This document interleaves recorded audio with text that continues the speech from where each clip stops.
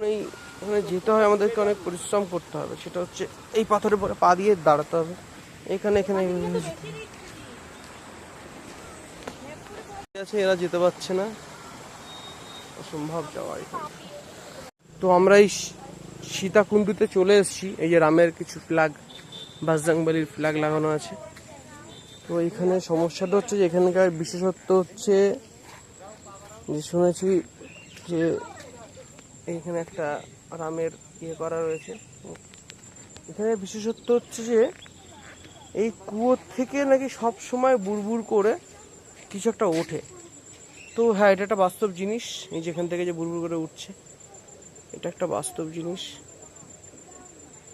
এই ব্যাপারটা এরকম হচ্ছে, আলটিমেট এটা কি হচ্ছে বোঝা যাচ্ছে না। নিচ থেকে অল টাইম এভাবে একটা,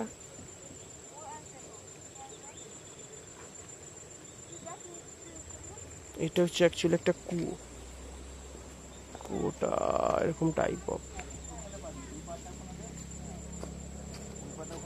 তো এটাকে যদি আমি জুম করি, কিছু মাছও ঘুরে বেড়াচ্ছে এখানে। মাছগুলো ওটার মধ্যে ঢুকেও যাচ্ছে। জুতো খুলে চলে আয়, জুতো খুলে চলে আয়। এখানে কাদাটা ধুই দিবি।